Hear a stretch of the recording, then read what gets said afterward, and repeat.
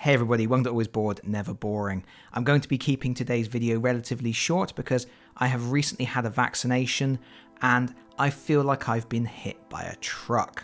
But my friendly postie has just delivered issue 464 of White Dwarf magazine, and as it has some Warhammer Quest Cursed City content inside it, I wanted to share that as soon as possible so that people could decide if they want to pick up this magazine for themselves.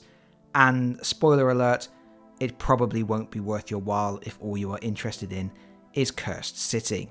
Before we get to that though, a few things to note. First of all, on the Games Workshop website, it said that this issue was going to be sleeved. My issue was not sleeved.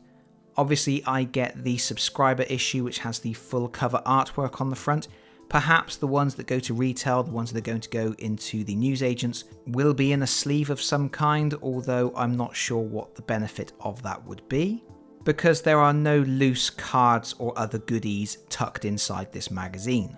There is, however, an attached card insert, and this isn't the first time we have seen one of these. If I go to the center of the magazine, you'll see there is this card insert here. This time around, we have got some stratagems on there. I will hold it thus so that if people want to, they can pause the video and check them out in more detail. But this is not the first time they've done this. They did this last month as well, and I said at the time it was a very cool idea and I would like to see them doing it more often. And sure enough, in the introduction to this month's issue, they do specifically talk about the insert and say that they are planning on doing it more frequently. They are even asking for recommendations of what they should be printing on those card inserts. So this is your opportunity, everybody. Email team@whitedwarf.co.uk and tell them that you want your Warhammer Quest Cursed City character cards printed in there. That would be a good use for those inserts. But with that out of the way, let's talk about the Cursed City content in particular. First off, it's pretty much just a fluff piece. It is the sort of content that I would have expected to have seen in last month's magazine when the game was first coming out. It's something to build a little bit of hype for the game and to share a little bit of an insight into how the game works. Of course, White Dwarf magazine is produced well in advance, and with schedules being thrown out by the current global situation, they obviously aren't able to line things up perfectly, and I think this probably just came out a month later than it should have done. Regardless, it is predominantly what I consider a puff piece. It introduces the 8 characters from the core game. But what makes it slightly more interesting is it's written by John Bracken, who was a lead developer on the game, and he shares a little bit of his insights regarding how best to use those characters.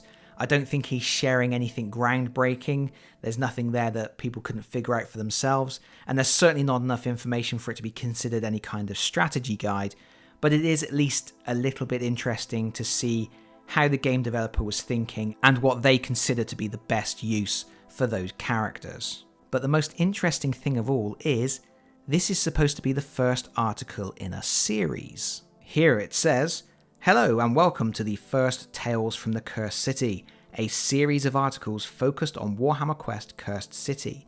In this first article, we will be taking an in-depth look at the 8 heroes that come in the set." What a peculiar thing to do for a limited release.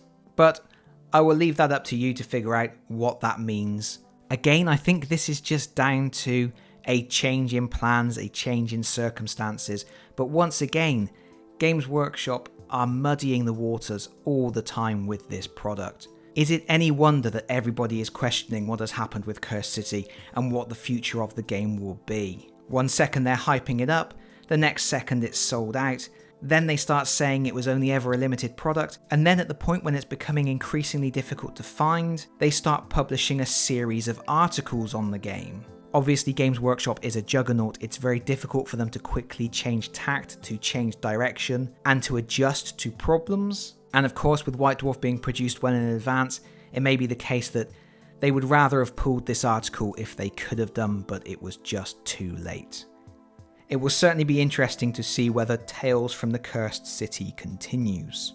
But anyway, very quickly, the article goes into the 4 different classes. It explains what each of the classes do, so Stalwart, Executioner, Lore Master and Blade. And then over the next 4 pages, it lists all of the main heroes and what they are good at. As a little extra bonus, it also recommends a particular treasure card that works well with each character. I'm not necessarily sure I agree with all of the options, but that's probably the most useful thing that comes out of this article. They recommend the Shard of Night for Captain Imelda Braskov, the Soul Scour Locket for Glario, the Soul Shot Reliquary for Jelson Darek, the Inner Sensor for Calathis the Exile, the Potion of Coagulated Vitality for Octrin Glimscry, Liquid Courage for Cleona Zeitingale, the Vial of Concentrated Potency for Brutog, and the Screaming Balefire Cask for Dagnai Holdenstock. And that's pretty much your lot. There are a few extra little bits of information scattered throughout the article where they talk about the various strengths of the characters, but nothing that I don't think won't come out in natural play anyway.